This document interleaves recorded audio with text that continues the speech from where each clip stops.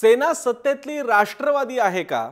म्हणजे राष्ट्रवादी म्हणजे त्यांना जे शिवसेनेला अभिप्रेत आहे त्या अर्थानं की नॅशनलिझम असणारी राष्ट्रवादी, आणि त्याला फार वेगळ्या अर्थानं कंगोर आहे तो म्हणजे राष्ट्रवादी काँग्रेसची प्रवृत्ती असणारी शिवसेना आहे का? आपला विषय त्या अनुषंगाने चाललेला आहे. ब्रेक पूर्वी महाराष्ट्रात मुंबईत गेल्या काही दिवसातल्या घटना आपण पाहिला आणि त्याच्या अनुषंगाने विश्लेषण करण्याचा प्रयत्न केला.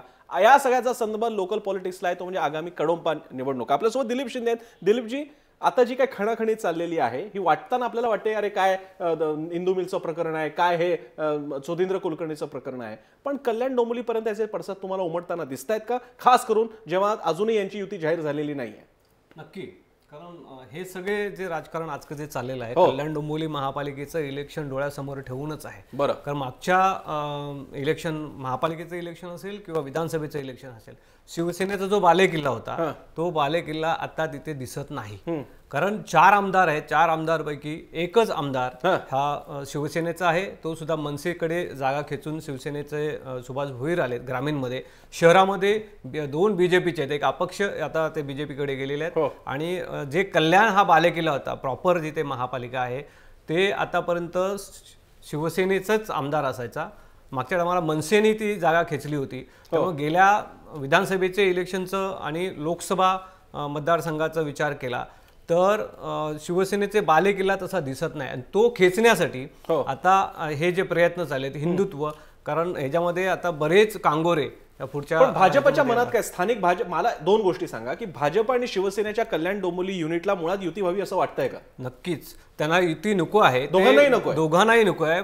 ते गेल्या वर्षभरापासून प्रयत्न सुरू आहेत की एकला चलो रे हीच भूमिका आहे. कारण भाजपाला युती केली किंवा नाही केली तरी त्यांना काही फरक पडत नाही. मागच्या निवडणुकीमध्ये त्यांना फक्त 9 जागा मिळाल्या. पण असं म्हणता येईल की भाजपाला गेल्या काही दिवसातलं त्यांचं यश, राज्यांमध्ये मिळालेलं यश, इकडे राज्यामध्ये आणि केंद्रात मिळालेलं यश, यामुळे त्यांचा हे दुणावलेलं आहे की आपल्याला इथे होईल. शिवाय कल्याण डोंबिवली मधला जो ब्राह्मण मतदाराचा इश्यू आहे त्याला जोडीला देवेंद्र फडणवीस मुख्यमंत्री आहेत, या सगळ्याचं कनेक्शन जोडण्याचा प्रयत्न. अगदी बरोबर आहे. कारण मागच्या इलेक्शनचं आपण जर विश्लेषण केलं तर मागच्या इलेक्शन मध्ये मनसेने 27 जागा घेतल्या होत्या आणि त्या सगळ्या 27च्या 27 जागा बहुतेक जागा ह्या डोंबिवली मधल्या आहेत. आणि तिथे बालेकिल्ला हा बीजेपीचा, बीजेपीचे आमदार जे आहेत ते डोंबिवलीतूनच आहे. आता मनसे फॅक्टर जेवढा दिसतो तेवढा प्रभावी दिसत नाही. त्यामुळे बीजेपीला असं वाटतं की आता आपले जे महापौर आहेत कल्याण डोंबिवली महापालिकेच्या इतिहासामध्ये फक्त एकदाच महापौर हा बीजेपीचा झालेला आहे आणि बाकी सर्व महापौर हे शिवसेनेचे. त्यामुळे महापौर बसवण्याची घाई बीजेपीला आहे आणि त्यांना नक्कीच वाटतं की डोंबिवली आपल्याला साथ देईल. मनसेकडून जे काही जागा त्यांनी बीजेपीने खेचल्या होत्या त्या परत आपण बीजेपीला घेऊ शकतो. आणि त्यात त्यांना जे भर पडलेले आहे ते खासदार कपिल पाटील, जे पूर्वी राष्ट्रवादीचे होते ते आमदार आता पुन्हा बीजेपीमध्ये आले, त्यांचे चांगलं वर्चस्व आहे. परत अपक्ष आमदार जे गणपत गायकवाड आहेत ते बीजेपीच्या जोडीला आहेत. आणि आता कल्याणमध्ये सुद्धा कधी बीजेपीचे शक्य नव्हतं तर आमदार निवडून नरेंद्र पवारांच्या रूपाने आलेले आहेत. 3 आमदार हे आपल्या जोडीला आहेत आणि त्या माध्यमातून त्यांना अपेक्षा आहे की आपला महापौर हा म्हणजे कल्याण डोंबिवलीमध्ये जरी या दोन्ही पक्ष वेगळे लढण्याच्या मनसुब्याचे असले तरी सर्वात जास्त चान्सेस भाजपला आहेत आणि भाजपला माहिती आहे. होय, मी उपाध्यांकडे जातो. केशव उपाध्याची कल्याण डोंबिवली महापालिका निवडणूक आणि भाजपची भूमिका आणि त्याच्या जोडीला या बाजूच्या सगळ्या घटना ज्याच्यामुळे आमच्या सगळ्यांचं लक्ष डिस्ट्रॅक्ट करण्याचा प्रयत्न होतोय, पण खरं टार्गेट कडोंपाच आहे. नाही, मला असं वाटत नाही. शेवटी मी पुन्हा एकदा सांगतो आणि या मताशी निलमताई किंवा प्रकाश अकोलकर सुद्धा सहमत होतील. 95 पासून 95 अगदी ज्यावेळी निलमताईला ताईंना जशी हवी होती तसं राज्य होतं, मगाशी त्या बोलल्या त्यानुसार, तेव्हा सुद्धा नंतरच्या त्या काळात सुद्धा स्थानिक स्वराज्य संस्थांच्या अनेक निवडणुकांमध्ये युती झाली नव्हती. बरं, म्हणजे त्यावेळी दोन्ही पक्ष वेगळे लढले होते. अशी तुम्हाला अनेक उदाहरणं त्यावेळेची मी देऊ शकतो. त्यामुळे केवळ म्हणजे आमच्या म्हणजे लोकसभा आणि विधानसभा यासाठी आमची युती ही नक्की असायची. ती वर्षानुवर्ष होत आली, कायम गेले 25-30 वर्ष ती युती होत आली सातत्याने. पण स्थानिक स्वराज्य संस्थांच्या बाबतीत अनेक वेळा हा निर्णय आम्ही वेगवेगळे लढलेलो आहोत. म्हणजे औरंगाबादला झाली, इथे नवी मुंबईत झाली, कल्याण डोंबिवलीला व्हावी अशी आमची पण शेवटपर्यंत इच्छा होती. अगदी म्हणजे अजूनही काही 1-2% आशा सोडल्या, म्हणजे अजूनही अर्ज मागे घेण्याची, आज शेवटचा अर्ज भरण्याचा शेवटचा दिवस आहे, अर्ज मागे घेण्याची वेळ अजून बाकी आहे. त्यामुळे अजूनही 1-2% आशा धरायला हरकत नाही. पण वस्तुतः स्थानिक ठिकाणच्या शेवटी आम्ही तो निर्णय सोडलेला असतो. स्थानिक ठिकाणच्या कार्यकर्त्यांच्या अपेक्षा वेगळ्या असतात. त्यामुळे स्थानिक ठिकाणी जर एकमत झालं तर शेवटी केंद्र राज्य त्यावरती निर्णय करत असतं. त्यामुळे या निवडणुकी म्हणजे या युती होते की नाही याचा अर्थ आणि बाकी सगळ्या घटनांचा अर्थ असा जोडण्याचा संबंध नाही. पण एक मात्र नक्की म्हणजे देवेंद्र फडणवीस समावेश तुम्ही काही वेगळा संदर्भ जोडण्याचा प्रयत्न केलात, पण विकास कामं जी आम्ही करतो आहोत ती विकास कामं मात्र आम्ही नक्की लोकांसमोर घेऊन जाणार आहोत. या अर्थाने जर संबंध जोडा असेल तर नक्की संबंध जोडायला हरकत नाही. नीलमताईंकडे जाण्यापूर्वी समीरणजी, ह्या 1-2% बद्दल ते जे म्हणतात की 1-2% लोकांना वाटतं की युती व्हावी, पण बहुसंख्य लोकांना वेगळंच व्हावं असं वाटतं. या म्हणण्याला काही अर्थ नाही. तो त्यांचा केशवराव उपाध्यांचा गोड गैरसमज. नाही गैरसमज नाही, सभ्यपणा झाला असं आपण म्हणू की ते या ह्याच्यात बोलता आहेत आणि ते प्रवक्ता असल्यामुळे त्यांच्यावर असलेली लिमिटेशन्स पण आपण समजून घेऊयात.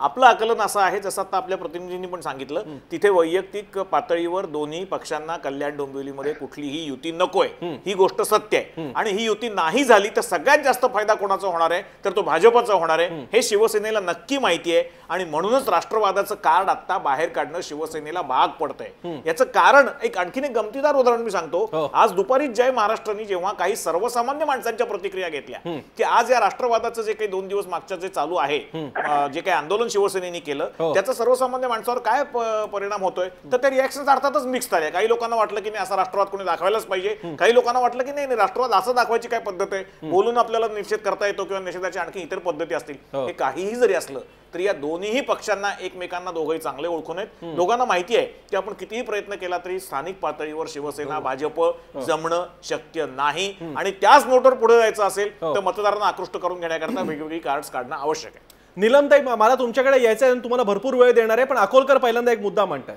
नाही, मला केशवरावना एवढंच सांगायचं आहे की ते अजून म्हणतात की 15 तारखेपर्यंत अर्ज मागे घेण्याची मुदत आहे वगैरे.